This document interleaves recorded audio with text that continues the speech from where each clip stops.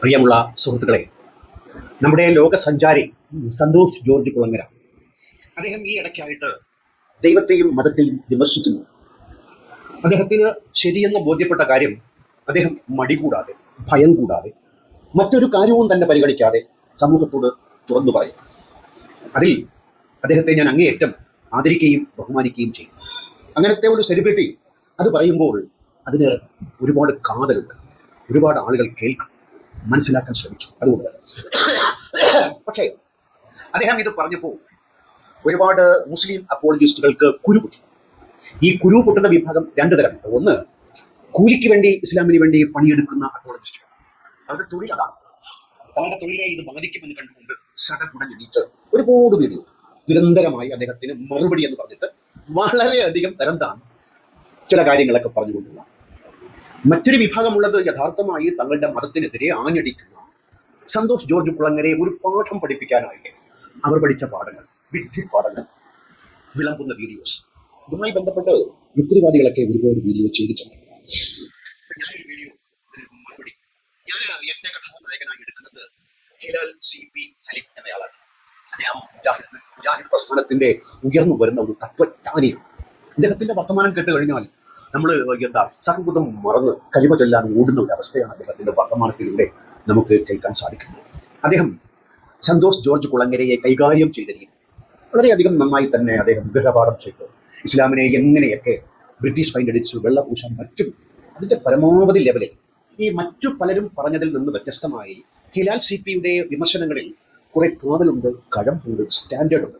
അത് പറയാതിരിക്കാൻ പറ്റത്തില്ല. അത് ഒരു പുതിയ തലമുറയുടെ ഒരു പടവായി വേണമെങ്കിൽ കണക്കാക്കാം. അതുകൊണ്ടാണ് ഞാൻ ഹിലാൽ CPയെ എൻ്റെ കഥാനായകനായിട്ട് ഇങ്ങെടുത്തത്. അദ്ദേഹത്തിൻ്റെയും സന്തോഷ് ജോർജ് കുളങ്ങരയുടെയും വാദങ്ങളിലേക്ക് നമുക്ക് ചെറുതായി ഒന്ന് ഇറങ്ങിച്ചെന്ന് പരിശോധിക്കാം. ശാസ്ത്രീയമായിട്ടുള്ള എവിഡൻസ് മാത്രമേ നമുക്ക് സ്വീകരിക്കാൻ പാടുള്ളൂ എന്നൊരു നരേറ്റീവാണ് അദ്ദേഹം പറഞ്ഞു വെക്കുന്നത്. അപ്പോൾ ആ ശാസ്ത്രം വെച്ചിട്ട് നിങ്ങൾക്ക് ദൈവത്തെ പ്രൂവ് ചെയ്യാൻ പറ്റുമോ, അല്ലെങ്കിൽ പിന്നെ അവർ പറയുന്ന മതഗ്രന്ഥങ്ങളിലുള്ള വിഷയങ്ങളെ അതിനെ ശാസ്ത്രീയമായി നിങ്ങൾക്ക് തെളിയിക്കാൻ പറ്റുമെന്നാണ് അദ്ദേഹം ചോദിക്കുന്നത്. ഇത് എന്തുമാത്രം ബാലിശവും. നമ്മൾ മനസ്സിലാക്കേണ്ടത് ശാസ്ത്രത്തിന്റെ പരിധി എന്താണ്, പരിമിതി എന്താണ്. ശാസ്ത്രം എന്ന് പറഞ്ഞാൽ ഏതുവരെ പോകാൻ കഴിയുന്ന ഒരു സംഗതിയാണ്. ശാസ്ത്രം എന്നുള്ളത് നമുക്ക് ഇന്നത്തെ ഏറ്റവും നല്ലൊരു ടൂളാണ്, നമുക്ക് ഇൻഫർമേഷൻ കിട്ടാനുള്ള ഏറ്റവും നല്ല ടൂളാണ് ശാസ്ത്രം. പക്ഷേ ശാസ്ത്രം എന്തിനു വേണ്ടി ഉപയോഗിക്കുന്നു എന്നുള്ളത് പ്രസക്തമാണ്. അത് നമ്മുടെ ഈ ലോകത്തെക്കുറിച്ച്, ഈ പ്രപഞ്ചത്തെക്കുറിച്ച് പഠിക്കാനും മനസ്സിലാക്കാനും കൂടുതൽ നമുക്ക് പിന്നെ പുതിയ സങ്കേതങ്ങൾ മനസ്സിലാക്കാൻ കഴിയുന്ന, അല്ലെങ്കിൽ അതിന് പ്രാപ്തമായിട്ടുള്ള, അതിനെ നമ്മളെ സഹായിക്കുന്ന ഒരു സങ്കേതമാണ് ശാസ്ത്രം. പക്ഷേ ആ ശാസ്ത്രത്തെ എടുത്തിട്ട് ശാസ്ത്രത്തിന്റെ പരിമിതിക്കുള്ളിൽ നിൽക്കാത്ത ദൈവം എന്ന് പറയുന്ന, അല്ലെങ്കിൽ ആത്മീയത എന്നുള്ളതിനെ തെളിയിക്കാൻ പറഞ്ഞു കഴിഞ്ഞാൽ അങ്ങനെയാണ്. അപ്പോൾ ഈ തരത്തിലുള്ള ഓരോ പോയിന്റുകൾ അദ്ദേഹം പറയുന്നു. അടുത്തൊരു പോയിന്റിലേക്ക് എടുക്കാം. ഈ മതത്തിലെ ഏറ്റവും വലിയ ആചാര്യന്മാരൊക്കെ ജീവിച്ചിരുന്ന കാലത്ത് അവരെയൊക്കെ നമ്മൾ പലപ്പോഴും വിളിക്കുന്ന ത്രികാലജ്ഞാനികളാണ്, അല്ലെ? എല്ലാ കാലത്തേക്കും ഈ ഒരു ത്രികാലജ്ഞാനിയും ഒരു ഇലക്ട്രിക് ട്രെയിനെ കുറിച്ച് സ്വപ്നം കണ്ടിട്ടില്ല. ഇന്റർനെറ്റിനെ കുറിച്ച് വർത്തമാനം പറഞ്ഞ ഒരു ത്രികാലജ്ഞാനി നിങ്ങൾ കണ്ടിട്ടുണ്ടാവില്ല. ഇത് വളച്ചിട്ട് പറയേണ്ട കാര്യമില്ല. ഒരു ത്രികാലജ്ഞാനിക്ക് എല്ലാ ബോധമുണ്ട്. കൃത്യമായിട്ട് പറഞ്ഞുകൂടെ? 2022 അല്ലെങ്കിൽ 2024 ഇന്ത്യ ബഹിരാകാശത്തേക്ക് ആളെ വിടുമ്പോൾ നിങ്ങൾ ഇങ്ങനെ കാര്യങ്ങൾ ശ്രദ്ധിച്ചോണം. കൃത്യമായിട്ട് പറഞ്ഞ പോലെ അറിയാമെങ്കിൽ.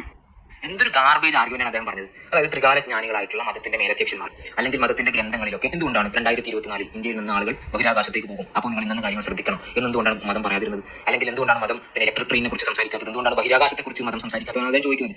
അതിന് തന്നെ വ്യക്തമാണ് സന്തോഷ് ജോർജ് കുളങ്ങര എന്ന് പറയുന്ന വ്യക്തി അദ്ദേഹം കൂടുതൽ ഈ അടുത്തായി പിന്നെ വ്യവഹരിക്കുന്നത് ഇത്തരത്തിലുള്ള മേഖലകളിലാണ്. ബഹിരാകാശത്തെക്കുറിച്ച്, അദ്ദേഹം അങ്ങോട്ട് പോകാനിരിക്കുന്ന യാത്രയെക്കുറിച്ച്, ഇങ്ങനെയുള്ള വ്യവഹാരങ്ങളിലാണ് അദ്ദേഹം കൂടുതൽ ശ്രദ്ധ കേന്ദ്രീകരിക്കുന്നത്. സ്വാഭാവികമായും അദ്ദേഹം മതപുസ്തകം തുറന്നു കഴിഞ്ഞാൽ, അല്ലെങ്കിൽ മതഗ്രന്ഥം തുറന്നു കഴിഞ്ഞാൽ അദ്ദേഹം ചിന്തിക്കുന്ന അല്ലെങ്കിൽ അദ്ദേഹം പഠിക്കാൻ ആഗ്രഹിക്കുന്ന കാര്യങ്ങളൊക്കെ ആ മതഗ്രന്ഥങ്ങളിൽ ഉണ്ടാവും. അപ്പോൾ ഞാൻ ഒരു മെഡിക്കൽ സ്റ്റുഡന്റ് ആണ്. അപ്പോൾ ഒരു medical student Santhosh George Kulangara പറയുന്നത് മതഗ്രന്ഥങ്ങളിൽ ഉള്ളതൊക്കെ ശാസ്ത്രീയമായി തെളിയിക്കാൻ പറ്റും. എന്താണ് ഈ മതഗ്രന്ഥങ്ങളിൽ ഉള്ളത്? ഇപ്പം ഹിന്ദുമതത്തെ എടുത്ത് നോക്കുകയാണെങ്കിൽ അങ്ങ് ഹിമാലയത്തിൽ ചെന്നിരുന്ന് തപസ്സനുഷ്ഠിക്കുമ്പോൾ ആഹാരവും വെള്ളവും ഉപേക്ഷിച്ചിട്ട് തലയ്ക്കകത്ത് ഇടിച്ചു കയറുന്ന ഉൾവിളികളാണ്. ഒന്നും ആർക്കും ഗുണം ചെയ്യാത്ത പമ്പര വിഖിത്തങ്ങളായ വർത്തമാനമാണ്. ഏത് സാധാരണ മനുഷ്യനും ഇന്ന് മനസ്സിലാക്കാൻ പറ്റുന്ന കാര്യമാണ്. അതിൻ്റെ ഒരു മറുകൃതിയാണ് ഇസ്ലാമിൻ്റെ ഉൾവിളി. നബി ആഹാരവും മറ്റുമായി ഹിറാ ഗുഹയിൽ പോയി തപസ്സിരിക്കുമ്പോൾ ജിബ്രീൽ അദ്ദേഹം കൊണ്ട് തലയ്ക്കകത്ത് ഇടിച്ചു കയറ്റിയതാണ് ഇസ്ലാമിന്റെ മതഗ്രന്ഥമൊക്കെ. ഇതൊക്കെ എങ്ങനെ തെളിയിക്കാൻ പറ്റും? കാണാത്തതിനെ കാണുക, കേൾക്കാത്തതിനെ കേൾക്കുക, ഇതാ ഞാൻ കസേരയിട്ട മലക്കിനെ കണ്ടെന്നൊക്കെ പറഞ്ഞാൽ ഇതൊക്കെ എങ്ങനെ ശാസ്ത്രീയമായി തെളിയിക്കാൻ പറ്റും? അങ്ങനെ ശാസ്ത്രീയമായി തെളിയിക്കാൻ പറ്റുമെങ്കിൽ നമ്മുടെ ഊളംപാറകളിലുള്ള ഭ്രാന്തന്മാരുടെ ജൽപ്പനങ്ങളൊക്കെ തെളിയിക്കാൻ പറ്റുന്നതായിരിക്കും. അത്രയും അതിന്റെ എന്താ പറയുക ഗട്സ് എന്ന് പറയുന്നത്. മലക്ക്, റൂഹ്, ഉപരിലോകം, സ്വർഗം, നരകം, ദൈവം, പ്രവാചകൻ, ഇതൊക്കെ എങ്ങനെ തെളിയിക്കാൻ പറ്റില്ല? ഞാനൊരു പ്രവാചകനാണ്. നബിക്ക് ശേഷവും ഒരുപാട് ആളുകൾ ഞാൻ പ്രവാചകൻ എന്ന് പറഞ്ഞിട്ടുണ്ട്. മുസാം ഗുലാം അഹമ്മദ് അദ്ദേഹം പറഞ്ഞ ഇന്ത്യ പ്രവാചകനാണ്. ഇതൊക്കെ ഓരോരുത്തർ തോന്നലാണ്, മനോജൽപ്പനങ്ങളാണ്. ഇതിനെയൊക്കെ നമ്മൾ എങ്ങനെയാണ് തെളിയിക്കാൻ പറ്റുക? ഇതിനെക്കുറിച്ചാണ് സന്തോഷ് ജോർജ് കുളങ്ങര അവിടെ പറഞ്ഞു നിൽക്കുന്നത്. ആ പറഞ്ഞതിൽ എന്താണ് തെറ്റ് എന്ന് പറയാൻ നമ്മുടെ ബുദ്ധിമാനായ ബുദ്ധിജീവി ഹിലാൽ CPക്ക് കഴിയുന്നില്ല. അയാൾക്ക് കഴിയാത്തതല്ല, അയാൾ പ്രതിദാനം ചെയ്യുന്ന പ്രസ്ഥാനത്തിന് മതത്തിന് കഴിയാത്തതാണ്. ഹിലാൽ ഷെഫി പറയുന്നത് ഇതൊക്കെ പ്രപഞ്ചത്തെക്കുറിച്ച് പഠിക്കാനാണ് മതം. അദ്ദേഹത്തിന്റെ ഒരു വേർഷനാണ്. ഇപ്പം പ്രപഞ്ചത്തെക്കുറിച്ച് പഠിക്കുമ്പോൾ എങ്ങനെ പ്രപഞ്ചം ഉണ്ടാകൂ എന്ന് അതിനോട് പറഞ്ഞപ്പോൾ അത് ഉണ്ടായി. കുൻ ഫയക്കൂൻ. കളിമണ്ണെടുത്ത് കുഴച്ച് പൂ ഊതിയപ്പോഴത്തേക്ക് മനുഷ്യനുണ്ടായി. ഇതൊക്കെ ചവറ്റുകുട്ടയിൽ ഇടപെട്ട തത്വങ്ങളാണ്, ജ്ഞാനങ്ങളാണ്. ബിഗ് ബാങ് തിയറി, ഈ പ്രപഞ്ചം എങ്ങനെ ഉണ്ടായി എന്നതിന്റെ ഒരു മോഡൽ നമ്മൾ ഉണ്ടാക്കി അതിന് തെളിവ് കണ്ടെത്തിക്കൊണ്ടേയിരിക്കും. മനുഷ്യൻ എങ്ങനെ ഉണ്ടായി അതിന് നമുക്ക് തെളിവ് സഹിതം ഇന്ന് എവല്യൂഷൻ പ്രിൻസിപ്പിൾസ്. ഇതൊക്കെ പ്രപഞ്ചത്തെക്കുറിച്ച് പഠിക്കുമ്പോൾ നമുക്ക് കിട്ടും. ഊതി അങ്ങ് പറഞ്ഞ് ഒക്കെ ഉണ്ടാകും എന്ന് പറയുന്ന ഉണ്ടാക്കലുണ്ടല്ലോ, അതൊക്കെ ആളുകളെ ഉണ്ടാക്കലാണെന്നല്ലാതെ എന്ന് പറയാം. പിന്നെ നമ്മുടെ ഹിലാല് ഒരു വലിയൊരു ആരോപണം സന്തോഷ് ജോർജ് കുളങ്ങരയ്ക്കെതിരെ ഉന്നയിക്കും. അദ്ദേഹം സയന്റിസം പറയും, എല്ലാം ശാസ്ത്രമാണ് എന്ന് അദ്ദേഹം അങ്ങനെ പറയുന്നില്ല. ഈ മതവുമായി ബന്ധപ്പെട്ട് മതത്തെ ശാസ്ത്രത്തിന് തുലനം ചെയ്യാൻ പറ്റത്തില്ല, മതത്തിന്റെ ഒരു കാര്യവും ശാസ്ത്രീയമായി തെളിയിക്കാൻ പറ്റില്ല എന്നാണ് എസ് ജെ കെ പറഞ്ഞത്. അല്ലാതെ എല്ലാത്തിനും ഉത്തരം ശാസ്ത്രമെന്ന് എസ് ജെ കെ പറഞ്ഞിട്ടേ ഇല്ല. കാര്യം അദ്ദേഹത്തിന്റെ അതിന്റെ പരിമിതികൾ, അദ്ദേഹത്തിന്റെ വീഡിയോ കണ്ടാൽ നിങ്ങൾക്കത് അറിയാം. ഇനി ഹിലാൽ പറയുന്നത് ശാസ്ത്രത്തിന്റെ പരിധിക്കുള്ളിൽ നിന്ന് നിൽക്കാത്ത ദൈവം. എന്താണ് ഈ ശാസ്ത്രം? മനുഷ്യന്റെ അറിവ്, നിരീക്ഷണ പരീക്ഷണങ്ങളിലൂടെ നമ്മൾ കണ്ടെത്തുന്ന അറിവാണ് ശാസ്ത്രം. അതിനകത്തൊന്നും നിൽക്കുന്നില്ല എങ്കിൽ അത് സങ്കല്പമാണ്, അത് എന്താ പറയുക, മനോജൽപ്പനങ്ങളാണ്. അത് നമുക്ക് വേണമെങ്കിൽ ഊളംപാറ കേസുകൾ കൂടെ വേണമെങ്കിൽ പറയും. ഇത്രയാണ് അദ്ദേഹത്തിന്റെ ഒരു വീഡിയോയിൽ ആദ്യമായി പറഞ്ഞിരിക്കുന്നത്. മത നേതാക്കളും മതഗ്രന്ഥങ്ങളുമൊക്കെ ത്രികാലജ്ഞാനമുള്ളവയാണ് എന്ന് എസ് ജെ കെ കളിയാക്കിക്കൊണ്ട് പറയും. ത്രികാലജ്ഞാനങ്ങളില്ലാതെ ഭാവി പ്രവചിക്കാൻ അതിന് പറ്റില്ല എന്നാണ് എസ് ജെ കെ പറയുമ്പോൾ നമ്മുടെ ഹിലാൽ പറയുന്നത് ഇത് വെറും ഒരു ഗാർബേജ് ആർഗ്യുമെന്റ്സ്. ഈ ഗാർബേജ് ആർഗ്യുമെന്റ്. അതിന് ഹിലാൽ പറയുന്ന കാരണം 2024 നമ്മുടെ സന്തോഷ് ജോർജ് കുളങ്ങര അദ്ദേഹം ബഹിരാകാശത്തേക്ക് പോകും. അതുമായി ബന്ധപ്പെട്ട് അദ്ദേഹം ഉദ്ദേശിക്കുന്നതെല്ലാം മതഗ്രന്ഥങ്ങളിൽ ഇല്ല. അതുകൊണ്ടാണ് ഇദ്ദേഹം ഇങ്ങനെ പറയും. അദ്ദേഹം പഠിക്കാൻ ആഗ്രഹിക്കുന്ന കാര്യങ്ങളൊക്കെ മതഗ്രന്ഥങ്ങളിൽ ഇല്ലാത്തത്. അങ്ങനെ സന്തോഷ് ജോർജ് കുളങ്ങര പറയുന്നത് മനുഷ്യർക്ക് ആവശ്യമായ അറിവുകൾ ത്രികാലജ്ഞാനമുള്ളവർ പങ്കിട്ടാണ്. അപ്പം നമ്മുടെ ഹിമാലയ സാനുക്കളിൽ ചെന്ന് മഞ്ഞും വെയിലും കൊണ്ട് ആഹാരവും വെള്ളവും ഉപയോഗിച്ച് ഇരുന്നവന്മാര് വസൂലിക്ക് എന്തെങ്കിലും മരുന്ന് കണ്ടുപിടിച്ചു, പേപ്പട്ടിക്ക് എന്തെങ്കിലും പ്രതിവിധി കണ്ടെത്തിയോ, കാർഷിക ഉൽപ്പന്നങ്ങൾ വർദ്ധിപ്പിക്കാൻ എന്തെങ്കിലും ചെയ്തു? ആർക്കും ഒരു ഉപകാരമില്ലാത്ത രീതിയിൽ അന്യനെ ചൂഷണം ചെയ്ത് ജീവിക്കാൻ വേണ്ടി അന്നത്തെ അറിവില്ലാത്ത ആളുകളെ പറഞ്ഞു പറ്റിക്കാൻ വേണ്ടി മാത്രം ഉണ്ടാക്കിയെടുത്ത കുറെ ജൽപ്പനങ്ങളാണെങ്കിൽ ഇസ്ലാം അത് തന്നെയാണ്. 1400 വർഷങ്ങൾക്ക് മുമ്പ് ജീവിക്കാൻ കണ്ടെത്തിയ ഒരു നല്ല മാർഗമാണ്. അദ്ദേഹം വിജയിക്കുകയും വെട്ടിപ്പിടുത്തങ്ങളിലൂടെ അങ്ങനെ വ്യാപിച്ചു എങ്ങോട്ടൊക്കെ അദ്ദേഹം പോയി, ഇങ്ങോട്ടൊക്കെ അദ്ദേഹത്തിന്റെ മതം വ്യാപിച്ചു. എത്ര ലക്ഷം ആളുകളാണ് അതുകൊണ്ട് ജീവിക്കുന്നത്. കേരളത്തിനകത്ത് ഈ തലഭാവം വെച്ചു മൈക്കിന്റെ മുന്നിൽ പ്രസംഗിക്കുന്ന പ്രാസംഗിക തൊഴിലാളികൾ ഉൾപ്പെടെ ഒരുപാട് ആളുകളുടെ ഉപജീവന മാർഗം അതെങ്കിൽ ഇവരൊന്നും ത്രികാലജ്ഞാനി എന്നല്ല, അതാത് കാലത്തെ ജ്ഞാനം പോലും ഇല്ലാത്തവർ എന്ന് വേണമെങ്കിൽ പറയാം. നമ്മളിപ്പം വടക്കേ ഇന്ത്യയിൽ പോയിട്ട് പ്രധാനമന്ത്രി ആരെന്ന് ചോദിച്ചാൽ എന്താണ് പ്രധാനമന്ത്രി എന്ന് തിരിച്ചൊരു ചോദ്യം വരാതിരുന്ന അത്രത്തോളം അറിവാണ് നമ്മുടെ ആളുകൾക്കുള്ളതെങ്കിൽ, അതുകൊണ്ട് ഈ ത്രികാലജ്ഞാനം എന്നൊക്കെ വീം വിളക്കുമ്പോൾ ഞങ്ങൾക്കെല്ലാം അറിയാം. ഇന്ന് ഞാൻ എൻ്റെ ഒരു സുഹൃത്തിനോട് സംസാരിച്ചപ്പോൾ അയാൾ പറഞ്ഞു ഖുർആനിലെല്ലാം പറഞ്ഞിട്ടുണ്ട്, അതിൻ്റെ അർത്ഥം വായിച്ചാൽ നിങ്ങൾക്ക് മനസ്സിലാക്കും. ഞാൻ ഒറ്റ ചോദ്യമേ ചോദിച്ചു, നിങ്ങളത് വായിച്ചിട്ടുണ്ടോ? ഇല്ല. ഇത് തന്നെയാണ്, അതായത് ഇങ്ങനെ ഒരു പ്രചരണം എല്ലാം അതിലുണ്ട് എന്നൊരു പ്രചരണം. ത്രികാലജ്ഞാനം കിതാബിലുമുണ്ട്, നബിയിലുമുണ്ട്, അതുമായി ബന്ധപ്പെട്ട ആളുകൾ എല്ലാ മതത്തിൻ്റെയുമാണ് ത്രികാലജ്ഞാനം ഉണ്ട് എന്നുള്ളത് വല്ലാത്ത ഒരു ആക്കലാണ്, തള്ളലാണ്, അല്ലാതെ മറ്റൊന്നും അതിൽ കാണാൻ സാധ്യമല്ല. പിന്നെ ഒരു ശാസ്ത്രം പഠിക്കുന്ന മറ്റൊരു വിദ്യാർത്ഥി അവരിങ്ങനെ തുറന്നു നോക്കുകയാണ്, ഭൂമി എത്ര തവണ കറങ്ങും എന്നുള്ളതിനെ കുറിച്ച് ഖുർആൻ പറഞ്ഞിട്ടില്ലല്ലോ. അപ്പോൾ ഖുർആനിൽ ഇതൊന്നുമില്ല. അപ്പോൾ ഖുർആൻ എന്ന് പറഞ്ഞാൽ പിന്നെ ശരി ഈ രീതിയിലാണ് നമ്മളതിനെ കാണേണ്ടത് അല്ലല്ലോ. അപ്പോൾ ഓരോരുത്തർക്കും അവരുടേതായിട്ടുള്ള മേഖലകളുണ്ടാവും, പഠന മേഖലകളുണ്ടാവും, അല്ലെങ്കിൽ അവർക്ക് ഇഷ്ടപ്പെട്ട മേഖല. ഇനി മതഗ്രന്ഥത്തെ കുറ്റം പറയുമ്പോൾ അദ്ദേഹം മതഗ്രന്ഥമായി ഹിലാൽ കാണുന്നത് ഖുർആനാണ്. ഖുർആനിൽ ഇറങ്ങിച്ചെന്ന് ഭൂമി എത്ര തവണ കറങ്ങും എന്ന് അന്വേഷിച്ചാൽ അതിലില്ലല്ലോ. അതൊന്നുമല്ല ഖുർആന്റെ വിവക്ഷ, അതല്ല ഖുർആൻ ഉദ്ദേശിക്കുന്നത്. പക്ഷേ ഹിലാൽ മറച്ചു വെക്കുന്ന ഒരു സത്യം, ഇത്തരം കാര്യങ്ങൾ ഖുർആനിൽ പറഞ്ഞിട്ടുണ്ട്. അത് അമ്പര വിഡിത്തങ്ങളും അബദ്ധ ജടിലങ്ങളും. എന്താണ്? ചെളിക്കുണ്ടിൽ പോയി അസ്തമിക്കുന്ന സൂര്യൻ. ഇത് എന്താ പറയുക, ഗഹോളശാസ്ത്രവുമായി ബന്ധപ്പെട്ട് അതിൽ പരാമർശിക്കപ്പെട്ട കാര്യം ഇത്തരത്തിലാണെങ്കിൽ ബാക്കിയുള്ള കാര്യം പരാമർശിക്കാതിരുന്നത് നമുക്ക് ചിരിക്കാൻ വകയില്ലാതായി പോയി എന്നല്ലാതെ എന്താണ് പറയുക. പരന്ന ഭൂമി എത്ര നന്നായി ഇവർ ഉരുട്ടുന്നുണ്ട്, ഉരുണ്ടോ പരന്ന് തന്നെ ഇരിക്കും. അതിന് തെളിവൊക്കെ ഒരുപാടുണ്ട്, അതൊക്കെ സമയക്കളയും എന്നതുകൊണ്ട്. പിന്നെ 79-30 ആകാശം മേൽക്കൂര എന്നാണ്. അപ്പൊ ഇതൊക്കെ പറഞ്ഞിട്ടില്ലേ? പറഞ്ഞിട്ടുണ്ട്. പർവ്വതം അത് താഴെ ആണി പോലെ അടിച്ചു വെച്ചു. ഇതൊക്കെ എന്താ പറയുക, 1400 വർഷം മുമ്പത്തെ മനുഷ്യന്റെ അറിവുമായി ബന്ധപ്പെട്ട് അതിനു മുമ്പുണ്ടായിരുന്ന ഗ്രന്ഥങ്ങളിലുള്ളതൊക്കെ കള മുതലായിരുന്നു.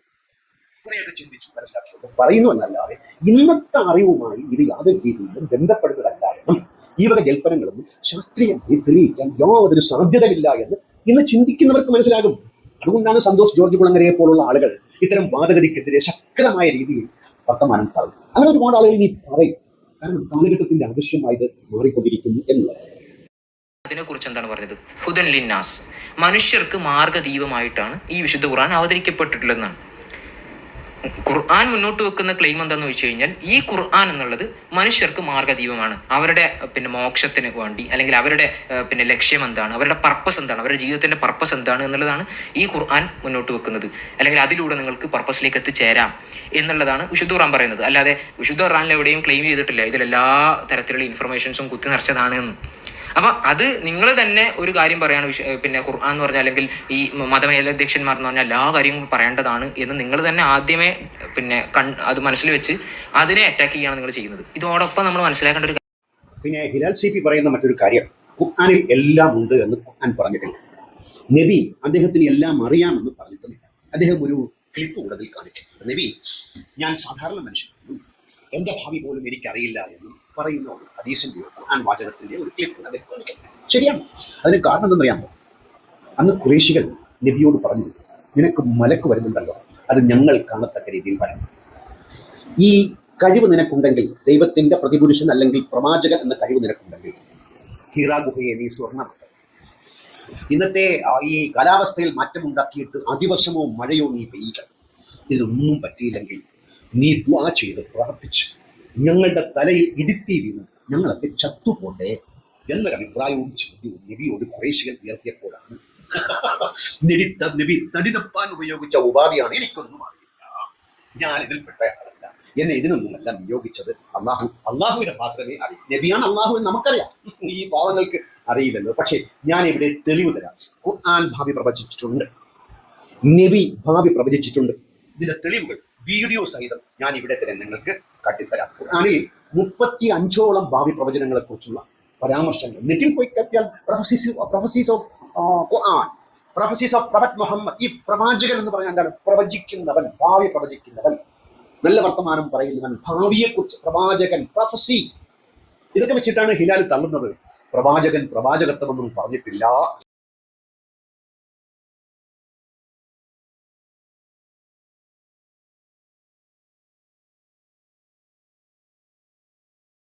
നബി അലൈഹിസ്സലാം വന്നാൽ എന്താണ് ചെയ്യുക എന്ന് വ്യക്തമായി പ്രവാചകർ സല്ലല്ലാഹു അലൈഹി വസല്ലമ പഠിപ്പിച്ചിട്ടുണ്ട്.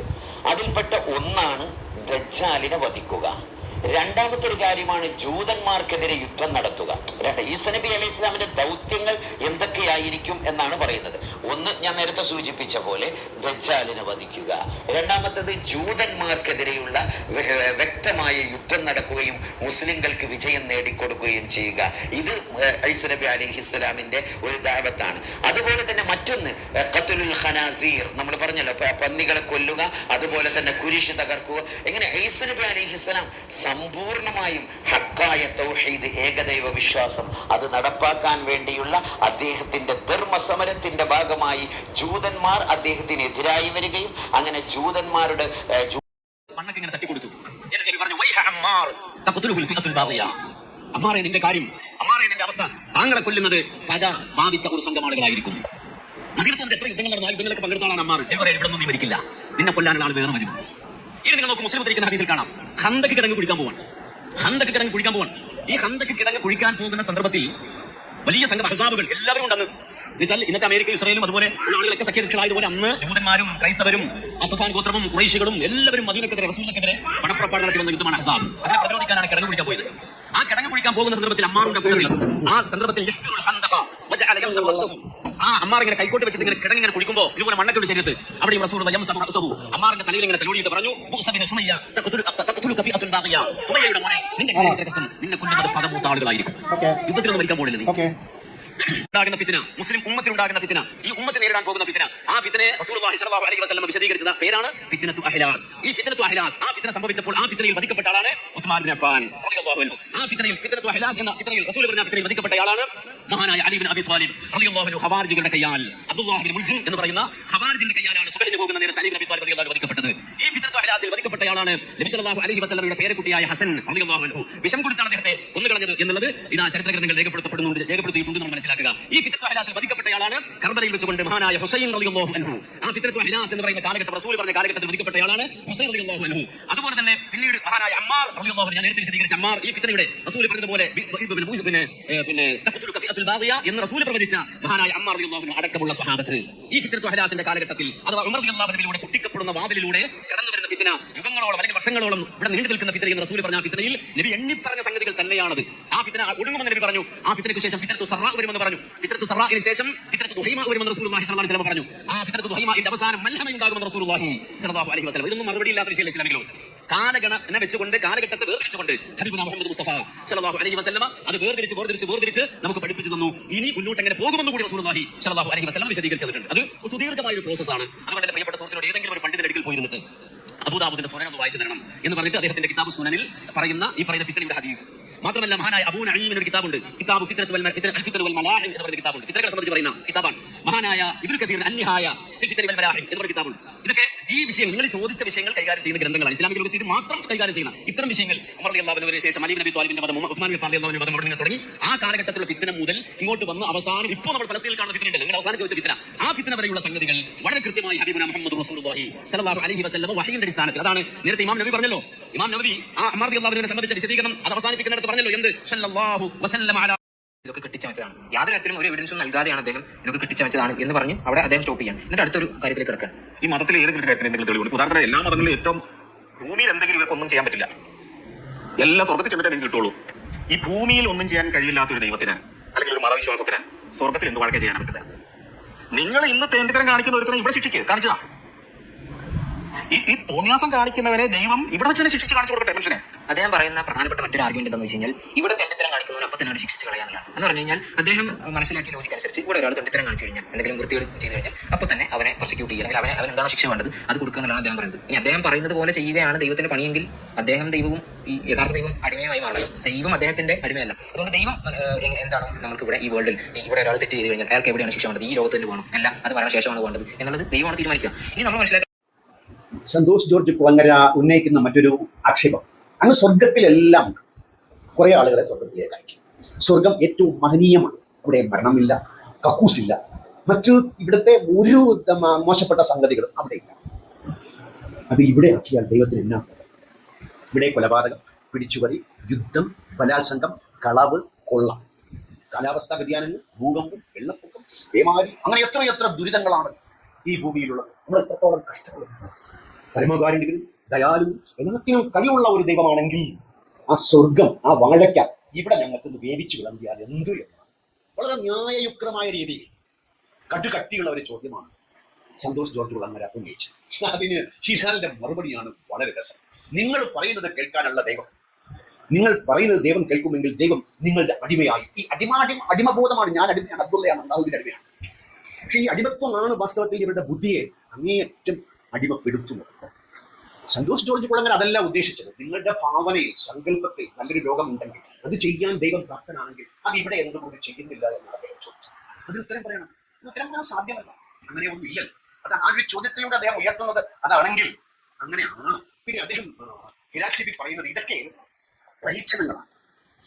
എന്താണ് പരീക്ഷ?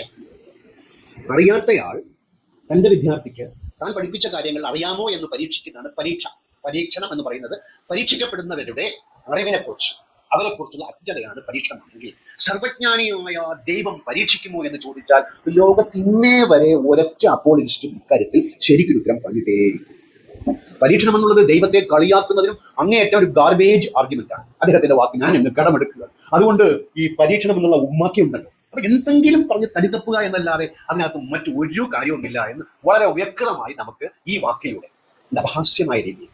വാസ്തവത്തിൽ ഹിലാൽ CP ഇത്തരം വാദമുഖങ്ങൾ ഉയർത്തിക്കൊണ്ട് സ്വയം അപഹാസ്യനാകുകയാണ്. ആ ചെറുപ്പക്കാരന്റെ കുറ്റമേ അല്ല, അയാൾ കഴിവുള്ളവരാണ്, ചിന്തിക്കാനും എന്താ പറയുക, കാര്യങ്ങളെ കണ്ടെത്തി അവതരിപ്പിക്കാനും കഴിവുള്ള ആളാണ്. പക്ഷെ അദ്ദേഹത്തിന്റെ ആവനാഴിയിൽ ഇതേ ഉള്ളൂ, അതല്ലേ വരൂ. ഉടിഞ്ഞ അമ്പാണ്, അത് എയ്ത് കഴിഞ്ഞാൽ കൊള്ളേണ്ട സ്ഥലത്ത് കൊള്ളില്ല എന്നുള്ളത് അത് ആവനാഴിയിലുള്ള സാധനത്തിന്റെ കുഴപ്പമാണ്. എന്റെ കൂട്ടുകാരൻ, എന്റെ മകന്റെ പ്രായമുള്ള ഞാൻ ബഹുമാനിക്കുന്ന ഹിലാൽ CPയുടെ കുഴപ്പമായിട്ട് ഞാൻ കാണുന്നില്ല. പക്ഷെ അദ്ദേഹം ചെയ്തത് ഈ ആവനാഴിയുമായി യുദ്ധത്തിന് ഇറങ്ങിയത് വേണ്ടായിരുന്നു എന്നൊരു ഉപദേശമാണ് എനിക്ക് ഇതിനകത്ത് പറയാറ്. എന്താണ് എന്ന് ദൈവം എന്താണ് നമ്മളോട് പറയുന്നത്? ഈ ലോകം ഒരു പരീക്ഷണവും. അവിടെ നിങ്ങൾക്ക് നന്മ മാത്രമേ ചെയ്യാൻ സാധിക്കൂ എന്നുള്ളതില്ല. അവിടെ നിങ്ങൾക്ക് നന്മയും ചെയ്യാം, തിന്മയും ചെയ്യാം. കാരണം മനുഷ്യരെ സംബന്ധിച്ചിടത്തോളം അവർക്ക് പിന്നെ ദൈവം ഫ്രീ വില്ല് തന്നിട്ടുണ്ട്. ആ ഫ്രീ വില്ലിനെ സംബന്ധിച്ചിടത്തോളം നിങ്ങൾക്ക് നന്മ മാത്രം ചെയ്യാൻ സാധിക്കുമെങ്കിൽ പിന്നെ അത് ഫ്രീ വില്ലല്ല. നിങ്ങൾക്ക് നന്മയും ചെയ്യാൻ സാധിക്കുന്നു, തിന്മയും ചെയ്യാൻ സാധിക്കുന്നു എന്ന് വരുമ്പോൾ മാത്രമാണ്. അല്ലാതെ അതെങ്ങനെയാണ് ഒരു പരീക്ഷണമായി മാറുക? നിങ്ങൾക്ക് നന്മ മാത്രം ചെയ്യാൻ പറ്റും, തിന്മ ചെയ്യുന്നതിന് നിങ്ങൾ കാലെടുത്ത് വെക്കുമ്പോഴേക്ക് ദൈവം നിങ്ങൾ തടയും എന്നുള്ളതാണെങ്കിൽ അതെങ്ങനെയാണ് ഒരു പരീക്ഷണമായി മാറുക? ആ ചോദ്യം നിലനിൽക്കണം. ഇനി അദ്ദേഹത്തിന്റെ ബാക്കി ശ്വാസം പോലും കിട്ടാതെ 2 മണിക്കൂർ കിടന്ന് ഇഞ്ചിക്കായി പോകുന്നു. ദൈവം ആരെ ശിക്ഷിച്ചത്? ഇവൻ എന്ത് തെറ്റിയതാ? ഇങ്ങനെ ഒരെണ്ണം കണ്ടു നിൽക്കുന്ന ഒരാളെയാണോ നിങ്ങൾ പരമകാരുണ്യകൻ എന്ന് വിളിക്കുന്നത്? ഇവിടെ ഇദ്ദേഹം ചോദിക്കുന്ന ഒരു ചോദ്യമുണ്ട്. ഈ ഇങ്ങനെയുള്ള ഒരുപാട് തെറ്റുകൾ ഈ ലോകത്ത് നടക്കുമ്പോൾ ഇതൊക്കെ കണ്ടു നിൽക്കുന്ന ദൈവമാണ് പരമാകാരുണ്യകൻ. ഒന്നാമത് നമ്മൾ മനസ്സിലാക്കേണ്ടത്, ദൈവം ഇനി ഇദ്ദേഹം പറഞ്ഞതൊക്കെ നമ്മൾ അംഗീകരിച്ചു, ദൈവം ഒരു വളരെ ക്രൂരനായ ഒരാളാണ്, അല്ലെങ്കിൽ ദൈവം വളരെ ക്രൂരനാണ് എന്ന് വെക്കുക. എന്നാലും ദൈവം ഇല്ല എന്നുള്ളതിന് അത് തെളിവല്ല. അതിനകത്ത് ക്രൂരനായ ദൈവം ഉണ്ടാവാലോ. ഇനി അത് ഇദ്ദേഹം പറഞ്ഞത് വെച്ചിട്ട് നമ്മൾ പറഞ്ഞു. ഇനി അതല്ല എങ്കിൽ ദൈവം പരമകാരുണ്യനാണോ എന്നാണ് അദ്ദേഹം ചോദിക്കുന്നത്. അവിടെ അദ്ദേഹം ചെയ്യുന്ന ഒരു കാര്യം എന്ന് വെച്ച് കഴിഞ്ഞാൽ, ദൈവത്തെ സംബന്ധിച്ചിടത്തോളം, അള്ളാഹുവിനെ സംബന്ധിച്ചിടത്തോളം അവർ ഒരുപാട് നാമഗുണ വിശേഷങ്ങളുണ്ട്. അതിലൊന്നാണ് പരമകാരുണ്യകൻ, റഹ്മാൻ, റഹീം. ഇതേപോലെ പലതരത്തിലുള്ള പല നാമങ്ങൾ അള്ളാഹുവിനുണ്ട്, ദൈവത്തിനുണ്ട്. ആ നാമങ്ങളിൽ പെട്ടതാണ് പരീക്ഷിക്കുന്നവൻ, അതുപോലെ തന്നെ പിന്നെ എല്ലാം അറിയുന്നവൻ. നമ്മൾ അതിന് മനസ്സിലാക്കുന്ന പ്രധാനപ്പെട്ട വിഷയം എന്താണെന്ന് വെച്ച് കഴിഞ്ഞാൽ, ഇപ്പോൾ നമ്മൾ ഒരു സാധാരണ ഉദാഹരണം എടുക്കാം. നമ്മളൊരു ട്രെയിൻ നമുക്കൊരു ഡെസ്റ്റിനേഷനിൽ എത്തണം. അവിടെ എത്തണമെങ്കിൽ നമ്മൾ പരീക്ഷ അറ്റൻഡ് ചെയ്യാൻ വേണ്ടി പോകുമായിരിക്കാം. ഒരു ട്രെയിനിൽ കയറി നമുക്ക് പോകണം. അപ്പോൾ നമ്മൾ പിന്നെ വളരെ വേഗത്തിൽ കുളിച്ച് പിന്നെ ഡ്രസ്സ് മാറ്റി റെയിൽവേ സ്റ്റേഷനിൽ എത്തി. പക്ഷേ ട്രെയിൻ കടന്നുപോയി. അപ്പോൾ അവിടെ അത് നമുക്കൊരു പരീക്ഷണമാണ്, നമ്മളെ സംബന്ധിച്ചിടത്തോളം പരീക്ഷണമാണ്. പക്ഷേ യഥാർത്ഥത്തിൽ ഒരു പക്ഷേ ആ ട്രെയിനിൽ നമ്മൾ കയറി ആ ട്രെയിൻ പാളം തെറ്റി വീഴുന്നതിൽ നിന്ന് ദൈവം ഒരു പക്ഷേ നമ്മൾ രക്ഷിച്ചതായിരിക്കാം. ഇനി അതല്ല, ഇപ്പം മറ്റൊരു ഉദാഹരണം എടുക്കുകയാണെങ്കിൽ, നമ്മളൊരു കുട്ടി, ഒരു വളരെ കാര്യങ്ങൾ മനസ്സിലാക്കാൻ കഴിയാത്തൊരു കുട്ടി അതൊരു ഹോസ്പിറ്റലിലേക്ക് എത്തണം. ഹോസ്പിറ്റലിൽ അതൊരു അസുഖമുണ്ട്, കുട്ടിക്ക് ഒരു അസുഖമുണ്ട്. അപ്പോൾ അസുഖം ഭേദമാണെങ്കിൽ ഇഞ്ചക്ഷൻ വെക്കണം. ഡോക്ടർ ഇഞ്ചക്ഷൻ വെക്കാൻ വരുമ്പോൾ കുട്ടി സ്വാഭാവികമായിട്ട് തന്നെ തടയും. പക്ഷേ കുട്ടിയുടെ മാതാപിതാക്കളടക്കം കുട്ടിയെ പിടിച്ചു നിർത്തി ആ ഇഞ്ചക്ഷൻ വെപ്പിക്കും. കാരണം എന്താ? മാതാപിതാക്കൾക്ക് കുട്ടിയേക്കാൾ കൂടുതൽ അറിയാം ഈ ഇഞ്ചക്ഷൻ വെച്ചാൽ കുട്ടിയുടെ രോഗം ഭേദമാകും. അത് കുട്ടിക്കറിയില്ല. ഇനി വേറെ കുട്ടി അവിടെ എരിഞ്ഞുകൊണ്ടിരിക്കുന്ന ഒരു കരിക്കട്ട, അത് എൻ്റെ കയ്യിൽ വേണം, എനിക്കത് കിട്ടണം എന്ന് പറഞ്ഞ് കരഞ്ഞുകൊണ്ടിരുന്ന സ്വന്തം മാതാവ് കൊടുക്കും? ഒരിക്കലും കൊടുക്കില്ല. കുട്ടിയെ സംബന്ധിച്ചിടത്തോളം അത് കിട്ടിയിട്ടില്ല എന്നുള്ളത് അതിൻ്റെ ഒരു പ്രയാസമായിരിക്കും. പക്ഷേ മാതാവിനെ സംബന്ധിച്ചിടത്തോളം കരിക്കട്ട കയ്യിൽ പിടിച്ച് എന്ത് സംഭവിക്കും എന്ന് കൃത്യമായിട്ട് മാതാവിന് അറിയാം. അതുകൊണ്ടാണ് അത് കൊടുക്കാത്തത്. അപ്പോൾ ഈ രീതിയിൽ ഹംസ സോഴ്സൊക്കെ പറയുന്നത് പോലെ God has the whole picture, we merely have the pixel. നമുക്ക് ആ ഒരു ചെറിയ ഇൻഫർമേഷൻ മാത്രമേ നമ്മുടെ കയ്യിലുള്ളൂ. പൂർണ്ണമായ നോളജ് എന്നുള്ളത് ദൈവത്തെങ്കിലാണ്. അതുകൊണ്ട് പലതരത്തിലുള്ള പരീക്ഷണങ്ങൾ നമ്മുടെ ജീവിതത്തിലേക്ക് കടന്നു വരാം. ആ പരീക്ഷണങ്ങളെ ഭേദിച്ച് മുന്നോട്ട് പോവുക എന്നുള്ളതാണ് മനുഷ്യനെ സംബന്ധിച്ചിടത്തോളം അവൻ്റെ പിന്നെ ഈ ലോകത്തെ അവനെ സംബന്ധിച്ചിടത്തോളം ചെയ്യേണ്ട ഒരു കാര്യം. അതിന് അവനെ സംബന്ധിച്ചിടത്തോളം ഒരു ഹോപ്പാണ് റിലീജിയൻ എന്നുള്ളത്. അതിന് അവനെ സംബന്ധിച്ചിടത്തോളം ഒരു ഹോപ്പാണ് ഗോഡ് എന്നുള്ളത്. ഇനി നിങ്ങൾ ഈ ഇവിടെ മതവും റിലീജിയൻ, ദൈവം പരമകാരുണികനേ അല്ല, നിങ്ങൾ സങ്കല്പിക്കുന്ന ദൈവം ദുഷ്ടനാണ് എന്നാണ് ആ സങ്കല്പത്തെക്കുറിച്ച് സന്തോഷ് ജോർജ് കുളങ്ങര വിലയിരുത്തുന്നത്. അപ്പോൾ ക്യാൻസർ, മാറാരോഗങ്ങൾ, ഞാൻ പറഞ്ഞ നേരത്തെ ഉണ്ടായ പ്രകൃതിക്ഷോഭങ്ങൾ ഉൾപ്പെടെയുള്ള മനുഷ്യർ ഇന്നേ വരെ നേരിട്ട ദുരിതങ്ങൾ ഒരു കാരുണികന്റെ ലക്ഷണമാണ്. അദ്ദേഹം മറ്റൊരു രീതിയിൽ ചോദിക്കുന്നത്, അതായത് ഒരു കുഴൽക്കിണറിൽ വീണ് പോലെ ശ്വാസം കിട്ടാതെ 2 ദിവസം അവിടെ കിടന്ന് മരിക്കുമ്പോൾ ഈ കുട്ടി എന്തു തെറ്റ് ചെയ്തു? എന്തു പരീക്ഷണമാണിത്? പരമകാരുണികനാണോ ദൈവം? ഒരു ശക്തമായ ചോദ്യമാണ് നമ്മൾ യുക്തിവാദികൾ കലാകാലങ്ങളിൽ ചോദിച്ചുകൊണ്ടിരുന്ന ഒരു ചോദ്യം. ഒരു സെലിബ്രിറ്റി തൻ്റെ സമൂഹത്തിന്റെ മുമ്പിൽ വളരെ വ്യക്തമായി ഈ ചോദ്യം വെച്ചു കൊടുക്കുകയാണ്, ചർച്ച ചെയ്യപ്പെടാൻ. ഇവരൊക്കെ ഈ വീഡിയോ ആയിട്ട് വന്നതിനെ ഞാൻ അവരെ ശ്ലാഘിക്കുകയാണ്. കാരണം മാലോകർ അറിയട്ടെ, ഇങ്ങനെയൊക്കെ കാര്യങ്ങളുണ്ട്. ഇങ്ങനെയാണല്ലോ അറിവ് വ്യാപിക്കുന്നത്. കൊണ്ടും കൊടുത്തും തർക്കിച്ചും മനസ്സിലാക്കിയും ഒക്കെയാണ് അറിവ് മുന്നോട്ട് പോകുന്നതെങ്കിൽ ഇവരുടെയൊക്കെ വീഡിയോ ഇനിയും ഉണ്ടാകട്ടെ എന്നാണ് ഞാൻ ആഗ്രഹിക്കുന്നത്. ഹിലാൽ CP അതിൻ്റെ മറുപടി പറയുന്നതാണ് ബഹുരസം. ഈ പരമകാരുണികൻ എന്നുള്ളത് വെറും ഒരു നെയ്യപ്പം മാത്രമാണെന്ന് നെയ്യില്ലടോ. അതിൽ പരമകാരുണികത്വമൊന്നുമില്ല, ചുമ്മാ ഒരു പേരിട്ട് വിളിക്കുന്നു എന്നല്ലാതെ. അദ്ദേഹം 2-3 ഉദാഹരണം കൂടെ പറയുന്നുണ്ട്. അതൊക്കെ കേൾക്കുമ്പോഴാണ് എനിക്ക് സങ്കടവും പ്രയാസവും ഉണ്ടാകുന്നത്. ഒരു ട്രെയിൻ യാത്രയ്ക്ക് ഒരാൾ ഇറങ്ങിത്തിരിക്കുന്നു, ട്രെയിൻ അങ്ങ് പാസ്സായി പോകും. ഇതിന് പരീക്ഷണമാണ്. എന്ത് പരീക്ഷണം അറിയാമോ? ഈ ട്രെയിൻ പിന്നീട് ചെയ്യുന്ന പാളം തെറ്റി പലരും മരിച്ച് ഇദ്ദേഹം മാത്രം രക്ഷപ്പെടുത്താൻ വേണ്ടി ചെയ്ത ഒരു കാര്യമെന്നാണ്. പിന്നെ കുട്ടി ഇഞ്ചക്ഷൻ എടുക്കാൻ പോകുമ്പോൾ കരയും. അപ്പോൾ മാതാപിതാക്കൾ പിടിച്ചു വെച്ചിട്ട് കുട്ടിക്ക് ഇഞ്ചക്ഷനും കൊണ്ടുണ്ടാകുന്ന ഗുണങ്ങൾ അറിയാത്തതുപോലെ ദൈവം പരീക്ഷിക്കുന്ന ഇത്തരം കാര്യങ്ങൾക്കാണെങ്കിൽ കുട്ടിയുടെയും മുതിർന്നവരുടെയും അറിവ് ഒരുപോലെയാണ്. കുട്ടിയോട് പോലും നമ്മൾ പറയും, എങ്ങനെ? കുട്ടിക്ക് മനസ്സിലായില്ലെങ്കിലും ഇല്ലെങ്കിലും മോനെ പരിമാറും, നീ അല്പം സമാധാനപ്പെടു എന്ന് നമ്മൾ പറയും. ഇതാണോ ദൈവത്തിന്റെ രീതി? അതായത് ദൈവത്തിന് അറിയാവുന്ന അറിവ് ദൈവത്തിന് മനുഷ്യർക്ക് പകർന്നു നൽകിയാൽ പരമകാരുണികത്വം തെളിയില്ല. അതില്ലാതെ പോകുന്നത് അങ്ങനെ ഒരു സാധനം ഇല്ല എന്ന് പറയാൻ വേണ്ടി തന്നെയാണ് അദ്ദേഹം നല്ല രീതിയിൽ. പിന്നെ ഈ ഹംസാത്തോസിസ് എന്നൊരാളുണ്ട്. അദ്ദേഹം വലിയൊരു അക്കോളജിസ്റ്റാണ്. നമ്മുടെ ഡോക്കിൻസിനെയൊക്കെ ഇന്റർവ്യൂ ചെയ്ത ആളാണ്. അദ്ദേഹത്തിന്റെ ഒരു ഉദ്ധരണി, അതായത് the whole thing knows the God, എല്ലാം ദൈവത്തിനെ അറിയാമോ, എല്ലാ പിക്ചറും ദൈവത്തിന് മുമ്പിലാണ്. നമുക്ക് പിക്സൽസ് ആയി കിട്ടൂ. ഒരാൾക്ക് ഒരു ദുരിതമുണ്ടായി, ആ ദുരിതത്തിൽ നിന്ന് രക്ഷപ്പെടാൻ വേണ്ടിയിട്ട് മറ്റുള്ളവർ എന്ത് ചെയ്യും? തങ്ങളാൽ കഴിയുന്ന സഹായം. നമ്മളിപ്പം ദുബായിൽ സൗദിയിൽ വധശിക്ഷയ്ക്ക് വിധിക്കപ്പെട്ട ആൾക്ക് 38 കോടി രൂപ നമ്മൾ സമാഹരിച്ചു. അതാണ് മനുഷ്യത്വം എന്ന് കാരുണ്യം എന്നൊക്കെ പറയുന്നതാണ്. നമ്മളാൽ കഴിയുന്നത് നമ്മൾ പകർന്നു കൊടുക്കുന്നത്. എല്ലാ ഹോൾ പിക്ചറും ഉണ്ടെങ്കിൽ എന്തിനാണ് ഈ ഫിക്സൽ തന്ന് ഇങ്ങനെ നമ്മളെ തൂക്കിക്കൊല്ലാൻ വിധിക്കപ്പെട്ടവന്റെ മുമ്പിൽ എറിഞ്ഞു കൊടുക്കുക? നിനക്കറിയാവുന്നത് പറഞ്ഞ താളിയാ, ഞങ്ങൾ ഒന്ന് നന്നാവട്ടെ എന്നല്ലാതെ. ഞാനൊരു ഉദാഹരണം പറയാം. ചുമ്മാ ഇരുന്ന നെതന്യാഹുവിനെ കുണ്ടിയിൽ കൊണ്ടാ ചുണ്ണാമ്പ് തേച്ചു. എന്തുപറ്റി? 1700 ആളുകളെ കൊന്നു, കുറെ ആളുകളെ ബന്ദിയാക്കി കൊന്നു. 38,000 നിരപരാധികളെ, അതിൽ ചിലപ്പോൾ ഹമാസൊക്കെ ഉൾപ്പെടും, നെതന്യാഹുവിന്റെ പട്ടാളം ദയനീയമായ രീതിയിൽ കൊന്നു. ഈ 38,000 ആളുകളെയും ഈ അള്ളാഹു പരീക്ഷിക്കുകയാണെങ്കിൽ ഈ അള്ളാഹുവിനെ കുറിച്ച് ഞാൻ എന്നാ പറയണം? നിങ്ങൾ പറയും, പരമ കാരുണികനാണോ? അവിടെ 1700 പേരും മരിച്ചു, പക്ഷെ ക്ഷപിക്കപ്പെട്ട ആളുകളാണെങ്കിൽ പോട്ടെ എന്ന് പറയാം. ഈ 38,000 ആളുകളുടെ കൊലപാതകത്തിനയച്ച ഈ പരമ്പരയ്ക്ക് ദൈവത്തിന്റെ പരീക്ഷണം എന്ന് പറഞ്ഞാൽ ഇതിൽ പരം ഒരു വിഡ്ഢിത്തം, വങ്കത്വം, മനുഷ്യത്വരഹിതമായ വർത്തമാനം വേറെ ആർക്കെങ്കിലും പറയാൻ സാധിക്കുമോ? നിങ്ങൾ സ്വയം അപഹാസ്യനാകുകയാണ് ഇത്തരം വർത്തമാനങ്ങളിലൂടെ. യുദ്ധങ്ങളിൽ ഉണ്ടാകുന്ന കെടുതികൾ, റഷ്യയും ഉക്രൈനുമായിട്ടുള്ള യുദ്ധം, അങ്ങനെ പല പല കാര്യങ്ങൾ നോക്കുമ്പോൾ ഇതിലുണ്ടാകുന്ന കെടുതികളിൽ ദുഃഖം അനുഭവിക്കുന്ന സ്ത്രീകളും കുട്ടികളും ഉൾപ്പെടെയുള്ളവർ എന്തു പിഴച്ചു അവർ പരീക്ഷണത്തിന് വിധേയമാകാൻ? പരമ കാരുണികൻ എവിടെ ഇടപെട്ടു? എങ്ങനെ ഇടപെട്ടു? പണ്ടൊക്കെ യുദ്ധത്തിൽ മലാഖകളെ അയക്കും, കല്ലയക്കും, ആനയക്കും, മണ്ണാങ്കട്ടയക്കും, ചുണ്ണാമ്പ് തോണ്ടും. ഇപ്പോഴുള്ള ആളുകളൊക്കെ കരുണയ്ക്ക് അർഹരല്ലെന്നുണ്ടോ? ഇതൊക്കെ വെറും വർത്തമാനം എന്നാലേ അല്ലാതെ എന്താണ് പറയുക സുഹൃത്തെ? പിന്നെ അവന്റെ വീട്ടിലുള്ള എല്ലാവരും ഒരു കൊലയാളി ഒന്ന് കൊന്നുകളയാണ്, അല്ലെങ്കിൽ റേപ്പ് ചെയ്യാൻ. എന്നിട്ട് അവൻ എന്ത് ചെയ്യുന്നു? സുപ്രീം കോടതി വരെ ഈ കൊലയാളിക്കെതിരെ പിന്നെ കേസ് വാദിച്ചു. പക്ഷേ സുപ്രീം കോടതി വരെ ഇദ്ദേഹത്തിന് തെളിയിക്കാൻ കഴിഞ്ഞില്ല അയാളാണ് ഇതൊക്കെ ചെയ്തത്. ആ ചെയ്ത ആൾ ഇയാളുടെ മുന്നിലൂടെ ഞെളിഞ്ഞ് നടക്കണം. ഒരു നിരീശ്വരവാദിയെ സംബന്ധിച്ചിടത്തോളം അയാളുടെ മുമ്പിൽ എന്തുണ്ടാവും? ഒന്നുകിൽ അയാൾ ഒരു തീവ്രവാദിയായി മാറി ആ സ്വന്തം മുന്നിലൂടെ ഇതൊക്കെ ചെയ്തിട്ടും നടന്നു പോകുന്ന അയാളെ കുത്തിക്കൊല്ലുക എന്നുള്ളതാണ് ഒരു നിരീശ്വരവാദിക്ക്. ഒന്നുകിൽ അവിടെ ഒരു തീവ്രവാദിയായി മാറാൻ സാധിക്കും, അല്ലെങ്കിൽ അയാൾ എന്ത് ചെയ്യും? അതിന് അയാൾക്ക് കെൽപ്പില്ലെങ്കിൽ അയാൾ ഡിപ്രഷനായി മാറും.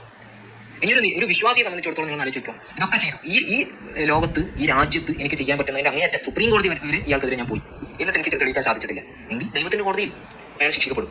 ഇതൊരു മതവിശ്വാസിയെ സംബന്ധിച്ചിടത്തോളം, ദൈവത്തിൽ വിശ്വസിക്കുന്ന ഒരാളെ സംബന്ധിച്ചിടത്തോളം ഈ ഒരു ഹോപ്പാണ് ഉള്ളത്. ഒരു നിരീശ്വരവാദിക്ക് അവിടെ ഉള്ളത് ഡിപ്രഷനാണ്. അപ്പൊ ഈ തരത്തിലുള്ള ഇനി രസാവഹമായ ഒരു സങ്കല്പ കഥ യുക്തിവാദികളുടെ മേൽ കെട്ടി അടിച്ചേൽപ്പിക്കുകയാണ് നമ്മുടെ ഹിലാൽ സലീം CP. എന്താണത്?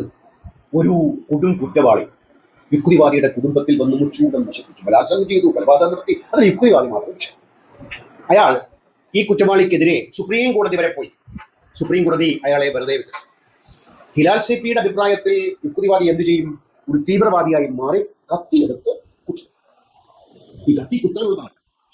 ഹിലാൽ CP പണ്ടൊരിക്കൽ പറഞ്ഞു, ഈ കത്തി ഞങ്ങൾ ഉപയോഗിക്കുന്നത് മലക്കറി അറിയാനാണ്, അതെങ്ങനെ ഉപയോഗിക്കണമെന്ന് ഞങ്ങൾക്കറിയാം. ISIS ഇന്നത്തെ അഭിനവ തീവ്രവാദ ഇസ്ലാമിസ്റ്റ് ആയുധങ്ങളുടെ മുൻനിര ആയുധങ്ങൾ സ്വായത്തമാക്കിക്കൊണ്ട് മനുഷ്യനെ മൃഗീയമായ രീതിയിൽ കൊന്നെടുക്കാൻ വേണ്ടി ആയുധങ്ങളെ അങ്ങേയറ്റം ഉപയോഗിക്കുന്ന ആരാണ്? ഇന്നേ വരെ ലോകത്തുണ്ടായ യുദ്ധങ്ങളിൽ ഏറ്റവും കൂടുതൽ വിനാശകരമായ ആയുധങ്ങൾ ഉപയോഗിച്ചതിൽ മതങ്ങളുടെ പങ്ക് നിസ്സാരമാണ്. ഇങ്ങോട്ട് പറഞ്ഞ കത്തി ഞങ്ങൾ മലക്കറി അറിയാനാണ് ഉപയോഗിക്കുന്നത്. എന്നാൽ ഇതൊക്കെ കേൾക്കുമ്പോഴേ നിങ്ങളെ കേൾക്കുന്ന ആളുകളൊന്നും വിഡ്ഢികളല്ല.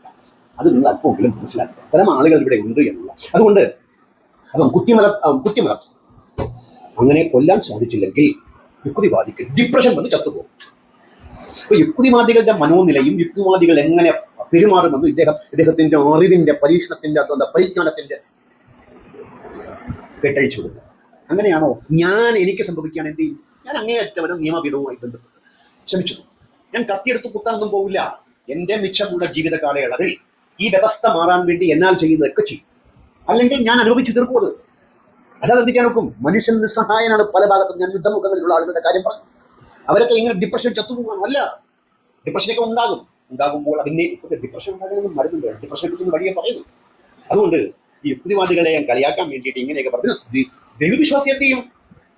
ദൈവത്തിൽ അദ്ദേഹം അർപ്പിച്ചുകൊണ്ട് വളരെ ഹോപ്പോടുകൂടി ജീവിക്കും.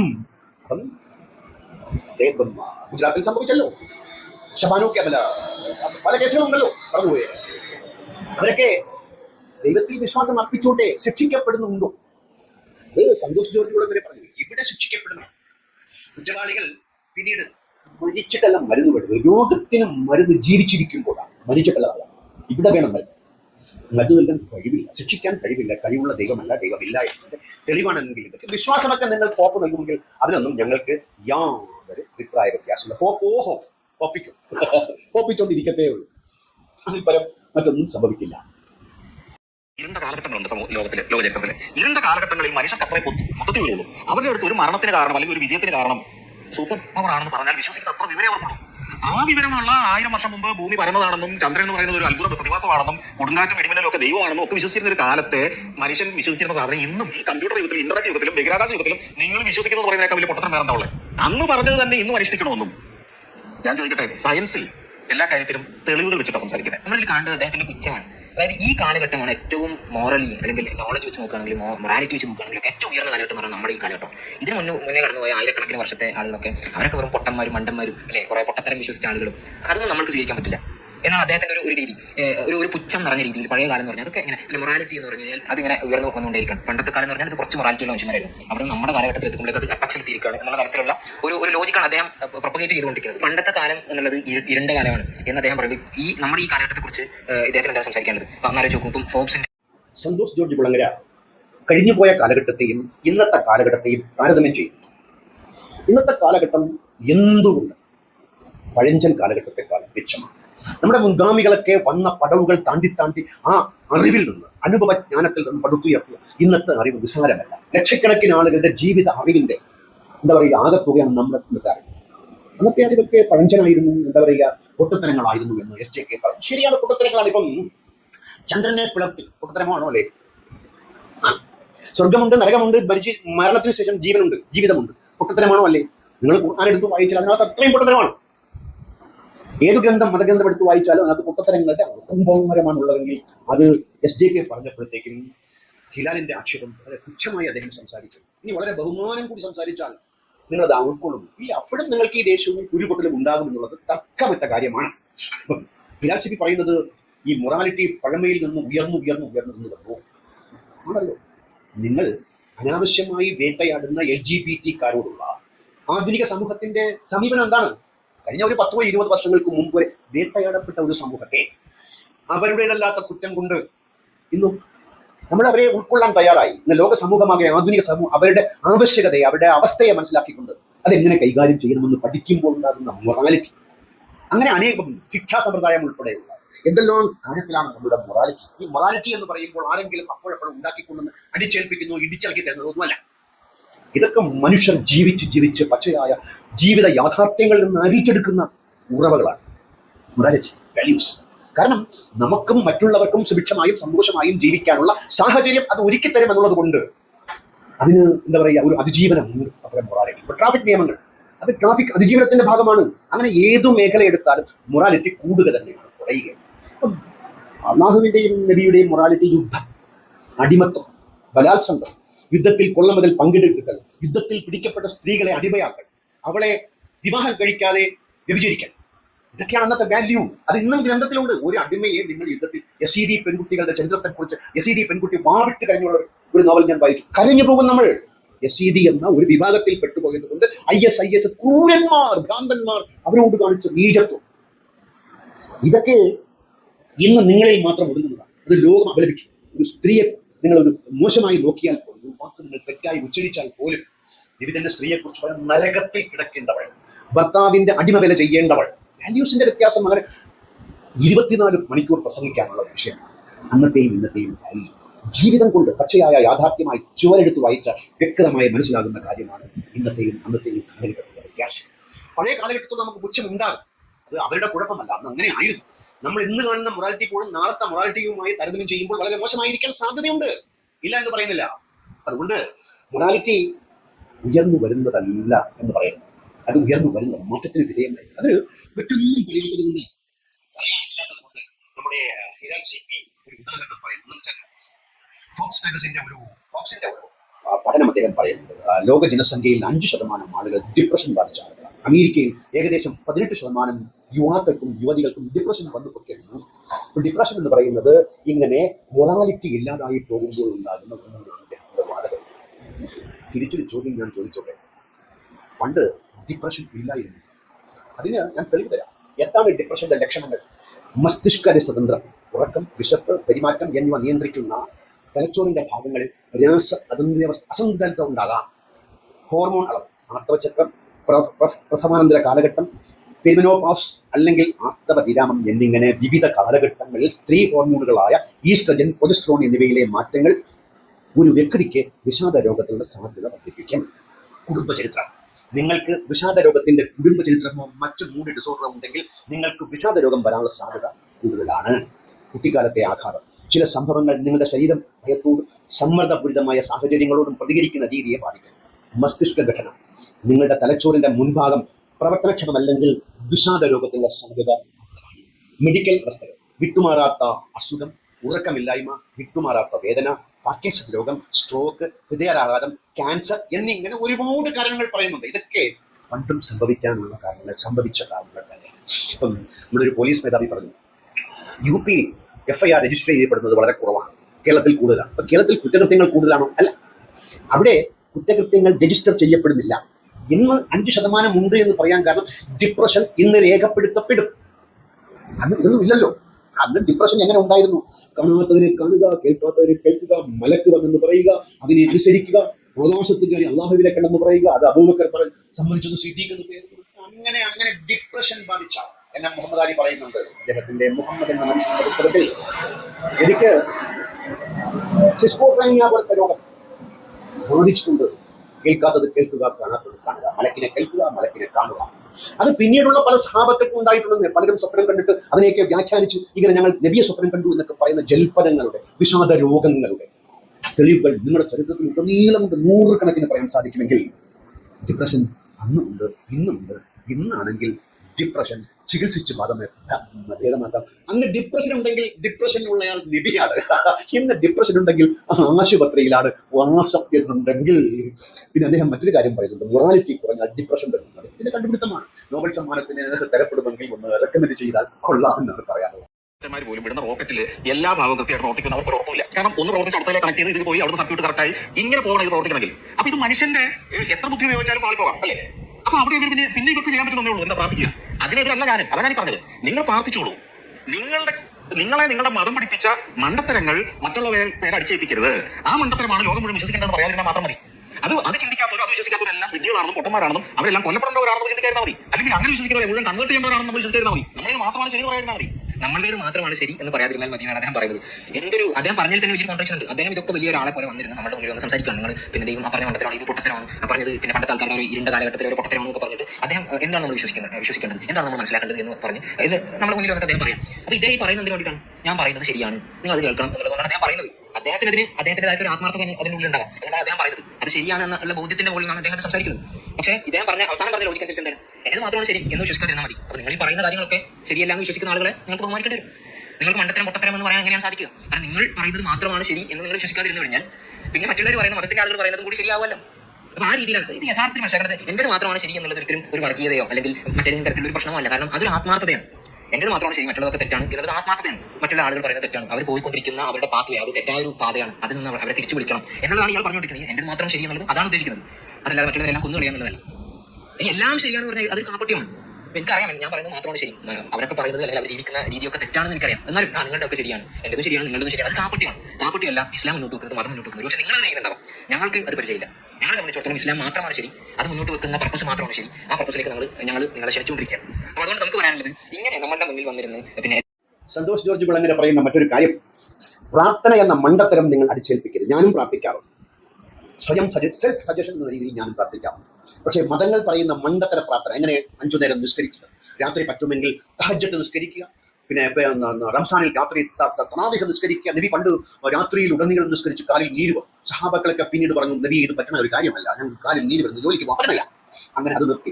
ഇന്നും പല ഉസ്താദന്മാരും അവരുടെ പ്രസംഗത്തിൽ പറയുന്നത് നിങ്ങൾ എപ്പോഴും പ്രാർത്ഥിച്ചുകൊണ്ടേയിരിക്കുക, പ്രാർത്ഥനയാണ് ഏറ്റവും വലുത്, ഏറ്റവും വലിയ കാര്യമെന്ന്, പ്രാർത്ഥിച്ചെങ്കിൽ നരകത്തിൽ തീയിടും എന്നൊക്കെ പേടിപ്പെടുത്തിക്കൊണ്ട് ഈ പ്രാർത്ഥന. മനുഷ്യൻ അവന്റെ സമാധാനത്തിന് വേണ്ടി അവന് സമയം കിട്ടിയാൽ പ്രാർത്ഥിച്ചോട്ടെ, അത് ആർക്കാ കുഴപ്പം, ആർക്കാ എതിർപ്പ്? ഇതങ്ങനെയല്ല, നിർബന്ധപൂർവ്വം അടിച്ചേൽപ്പിക്കുകയാണ്. നീ മുസ്ലിം അല്ലാണ്ടായി മാറും, സാമൂഹ്യ ഭ്രഷ്ട് കൽപ്പിക്കപ്പെടും, നീ നരകത്തിലേക്ക് പോകും, നിന്നെ അത് ചെയ്യും ഇത് ചെയ്യും, ഞാൻ നല്ലവനല്ല, മുസ്ലിം അല്ല എന്നൊക്കെ പറഞ്ഞ് പേടിപ്പിക്കുമ്പോൾ ഇത് നിർബന്ധിച്ച് അടിച്ചേൽപ്പിക്കാൻ പാടില്ല എന്നാണ്. പിന്നെ ഹിലാൽ സിബി പറയുന്നത്, മറ്റുള്ളവർ പറയുന്നതൊക്കെ ശരിയെന്ന് നമ്മൾ അംഗീകരിക്കാൻ പറ്റില്ല. കാര്യം നമ്മുടേതാണ് ശരിയെന്ന ആത്മാർത്ഥമായ വിശ്വാസം ഞങ്ങൾക്കുണ്ട് എന്നാണ് പറയുന്നത്. ഈ ആത്മാർത്ഥമായ വിശ്വാസം തോക്കേന്ത്യ, ബോംബേന്ത്യ, വാളേന്ത്യ സഹാബാക്കളെയും ഇന്നത്തെ ISIS പോരാളികളെയും SDPI പോരാളികളെയും നമുക്ക് സമ്മാനിക്കും. ഈ ആത്മാർത്ഥത കുറയും. കാരണം ഈ ആത്മാർത്ഥത തീവ്രവാദത്തിലേക്ക് നിങ്ങളെ കൊണ്ടെത്തിക്കും. അന്യൻ്റേത് തെറ്റ് എന്ന ബോധ്യത്തിൽ നിന്നുകൊണ്ട് എൻ്റേത് മാത്രമാണ് ശരി, നിൻ്റേത് ശരിയെങ്കിൽ നിനക്ക് ശരി, എൻ്റെ എനിക്ക് ശരിയെന്ന് ഒതുങ്ങി മറ്റുള്ള ശരികളെ അംഗീകരിക്കാൻ ഒരു എന്താ പറയുക ആർജവം, സന്മനസ് നമ്മൾ കാണിക്കുകയാണെങ്കിൽ ഏറ്റവും നന്നായിരിക്കുമെന്നാണ് എനിക്ക് പറയാനുള്ളത്. പിന്നെ മറ്റൊരു കാര്യം കൂടി, അദ്ദേഹം ഡിപ്രഷൻ മാറാൻ വേണ്ടിയിട്ടാണ് ആളുകൾ പ്രാർത്ഥിക്കുന്നതെന്ന് സന്തോഷ് ജോർജ് കുളങ്ങര പറഞ്ഞതായിട്ട് ഇദ്ദേഹം ആക്ഷേപിക്കുന്നു. അങ്ങനെ സന്തോഷ് ജോർജ് കുളങ്ങര പറഞ്ഞിട്ടേയില്ല. ഈ പറച്ചിൽ അദ്ദേഹത്തെ കൊച്ചാക്കാൻ വേണ്ടിയിട്ടാണ് എന്നുള്ളത് ഏറ്റവും.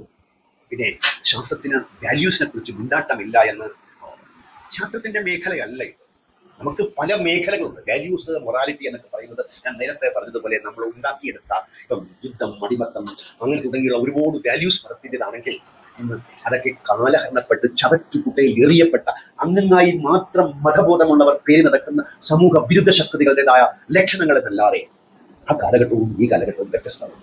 വളരെ പ്രസക്തമായ ചോദ്യങ്ങളാണ് സന്തോഷ് ജോർജ് കുളങ്ങര ഉയർത്തിയത്. ഇവരെ പോലുള്ള സെലിബ്രിറ്റികൾ അവരുടെ എന്താ പറയുക ഈ സെലിബ്രിറ്റി സ്ഥാനം ഉപയോഗിച്ചുകൊണ്ട് തന്നെ സമൂഹ നന്മയ്ക്ക് വേണ്ടി സ്വയം ആർജിതമായ അറിവ് മറ്റുള്ളവർക്ക് പകർന്നു കൊടുക്കണമെന്നാണ് എനിക്ക് അപേക്ഷിക്കാറുള്ളത്. നന്ദി, നമസ്കാരം.